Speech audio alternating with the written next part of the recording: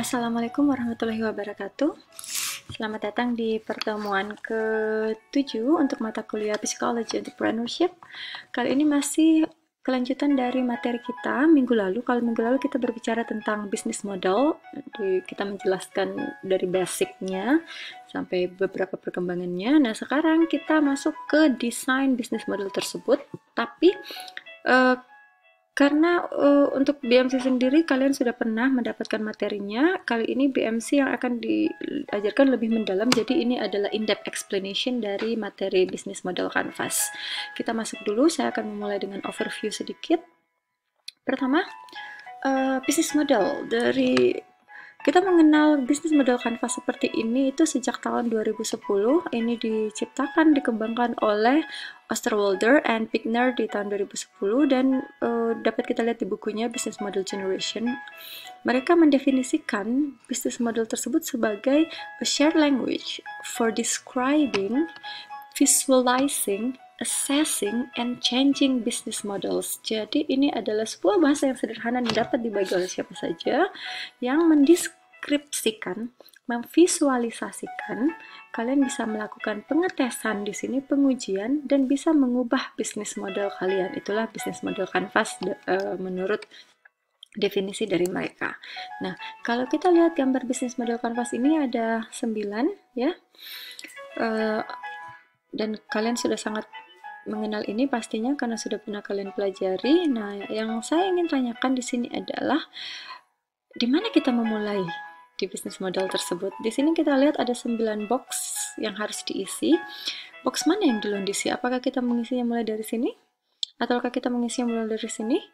Nah, satu hal yang kita harus mengerti adalah dalam mengisi bisnis model Canvas, kita harus mengikuti alurnya atau ordernya atau urutannya. Kenapa? Karena satu box dengan box lainnya di sini itu saling berhubungan satu sama lain. Nah, untuk memudahkan kalian menjalankan bisnis tersebut, kalian harus memulai dari basicnya dulu, hal yang paling penting dulu, lalu berkembang hingga akhirnya kalian menemukan satu bisnis model yang sudah lengkap. Jadi kalau kalian tidak melakukannya secara berurut, bisa jadi itu adalah satu box dan box lainnya itu tidak nyambung satu sama lain. Nah, kita lihat di sini, box pertama yang diisi adalah tentu saja box yang paling penting. Jadi setiap usaha pasti sebelum memulai, pada saat kalian membuat ide, kalian harus mengetahui customer segment kalian. Jadi itu kayak common logicnya. Jadi kalau kalian membuat ide, kalian harus tahu dulu siapa sih pasar saya untuk ini, gitu kan? Karena tidak ada satu produk pun yang bisa memasar semua pasar di saat bersamaan, gitu kan? Ingat, saya ulangi, tidak ada satu produk pun yang bisa memasar semua pasar di saat bersamaan.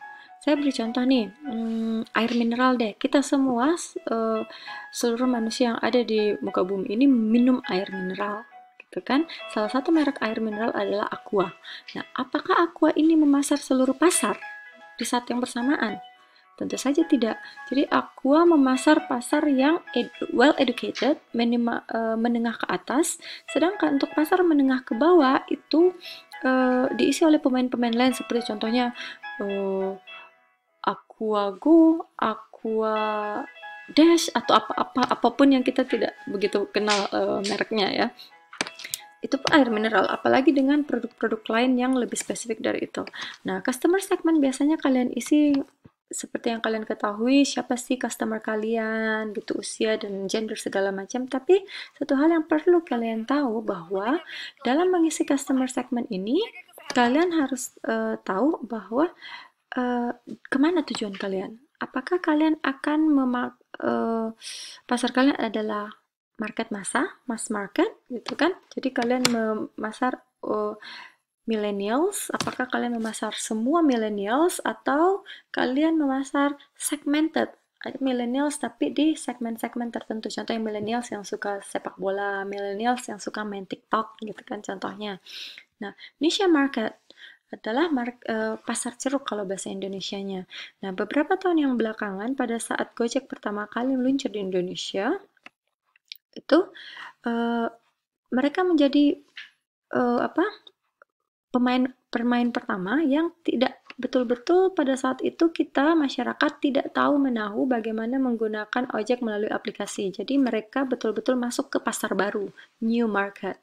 Nah, sekarang setelah berselang beberapa tahun di 2020, jika kalian ingin membuat sebuah perusahaan pesaing Gojek, kalian masuk ke pasar niche namanya, atau pasar ceruk. Maksudnya adalah pasarnya sudah terbentuk, orang-orang sudah tahu apa yang mereka inginkan dan mereka lakukan di pasar tersebut. Nah, kalau berikutnya adalah diversified. Diversified itu adalah pasar yang jadi kalian meluncurkan produk baru, contohnya Aqua lagi nih. Aqua produknya adalah air mineral. Nah, selang beberapa tahun mereka melaunching sebuah yayasan, di mana yayasan tersebut itu fokus untuk menyediakan air bersih untuk masyarakat-masyarakat. Nah, itu diversified. Jadi, Aqua melakukan perubahan pasar dari produk gitu kan, dari pasarnya produk A menjadi melebarkan pasar dengan membuat produk baru di pasar B, itu diversify. Dan multi-sided market atau platform itu lebih kita kenal di penggunaan marketplace sekarang ini, di mana satu marketplace ini melayani dua market secara bersamaan. Jadi marketnya itu adalah pada konsumen yang berbelanja, tapi para marketplace itu juga adalah para penjual yang memasarkan produknya melalui marketplace tersebut. Nah, kalian harus mengetahui ini semua sebelum kalian masuk siapa sih customer segment saya. Nah, yang kedua, setelah customer segment, kalian harus mengisi yang namanya value proposition, ya kan? Nah, value proposition ini adalah hal yang paling sulit menurut saya di BMC ini, karena kegagalan sebuah usaha itu sangat ditentukan apakah kalian memiliki value proposition atau tidak. Apa sih value proposition itu? Jadi, itu adalah sebuah keunikan, kelebihan yang dimiliki oleh produk atau usaha kalian yang kalian tawarkan pasar, yang bisa jadi tidak ditawarkan oleh produk lain, gitu kan? Antara lain, mungkin kalian ada kebaruannya gitu ya, orang lain tidak punya tapi kalian sudah menawarkannya. Mungkin kinerja kalian yang berbeda, spesialisasi, desain, harga. Ternyata kalian bisa menyelesaikan masalah di mana produk lain tidak bisa gitu. Kalian bisa mengurangi biaya dan risiko, dan terutama adalah mudah. Nah, kalau di mata kuliah saya yang lainnya, saya membahas satu pertemuan full mengenai bagaimana mencari value proposition. Kalian bisa melihatnya di video YouTube saya yang lainnya. Silahkan untuk bisa melihat bagaimana sih sebuah perusahaan bisa membentuk atau membuat value proposition-nya sendiri. Nah, ketiga, channel. Bagaimana kita mendelivery value proposition ini ke customer. Seperti saja kalau kalian belanja ke Matahari gitu kan. Di sana kan kalian produknya dari mana, dari pabrik gitu kan, dan kalian belanja di tokonya. Jadi melalui channel apa pakaian yang dari pabrik itu menuju ke toko tersebut. Bisa saja penjualan langsung, bisa saja website, toko fisik kayak Matahari punya toko fisik, bisa saja partnership gitu kan, wholesaler, marketplace, atau social media. Nah, lanjut lagi keempat, karena ini adalah overview, saya yakin kalian sudah pernah mengenal bagian-bagian ini. Nah, keempat adalah customer relationship. Jadi kalian sudah ada di tokonya Matahari nih, terus barangnya sudah ada. Nah, bagaimana barang tersebut bisa diantarkan ke kalian, dan hubungan apa yang bisa dibuat oleh produk kalian ke customers? Bisa saja kalau di Matahari itu ada SPG-SPG-nya yang membantu kalian, kan ada yang namanya personal assistant. Nah, ada juga yang namanya dedicated personal assistant. Ini dikhususkan untuk merek-merek luxurious, contohnya Chanel, Hermes, Louis Vuitton, Balenciaga, dan lain-lain banyak pokoknya. Dimana mereka tidak hanya menyediakan personal assistance, tapi mereka menyediakan dedicated personal assistance karena pembelinya semua adalah VIP dan VVIP. Bisa saja self-service atau service otomatis. Bisa melalui komunitas, atau mungkin kalian melakukan co-creation antara kalian dan konsumen kalian. Nah, itu adalah customer relationship. Maju lagi yang kelima, yaitu setelah 4 box yang sebelah kanan ini diisi, kalian masuk ke revenue stream. Bagaimana kalian mendapatkan pendapatan dari apa yang kalian sudah tawarkan ke konsumen. Itu bisa saja dari penjualan aset kalian, dari biaya pemakaian, biaya subscribe, peminjaman, penyewaan, perizinan, atau iklan. Kan di sini bisa dituliskan secara spesifik. Keenam, key research. Kalau key research-nya itu adalah, jadi kita sudah mulai ke arah box sebelah kiri. Sumber daya apa yang kalian miliki? Bisa terdiri dari sumber daya fisik, sumber daya intelektual, sumber daya manusia, ataupun sumber daya finansial. Lalu ada key activities yang terdiri dari proses produksi. Jadi kegiatan-kegiatan utama kalian dalam menciptakan value, dalam menjual produk atau menawarkan jasa kalian, itu bisa masuk proses produksi, pemecahan masalah, atau networking. Yang kedelapan, key partnership di sini. Nah, partnership biasanya kita isi dengan pihak-pihak mana yang membantu kita dalam melakukan proses produksi atau proses penjualan atau penawaran jasa, kan? Nah, tapi kalian harus tahu bahwa ada beberapa jenis-jenis partnership itu yang dibangun oleh sebuah usaha atau sebuah perusahaan. Ada yang namanya strategic alliance di sini. Jadi apabila kalian melakukan kerjasama dengan perusahaan lain yang berada di industri yang berbeda dengan kalian, gitu kan? Contohnya kalian menjual baju, gitu kan? Terus kalian melakukan kerjasama dengan produsen sepatu karena kalian ingin ekspansi dari pakaian menjadi ditambah dengan footwear. Tuh. Competition ini adalah sebuah kerjasama, kalau ini di industri yang berbeda tapi dengan kompetitor kalian yang namanya competition.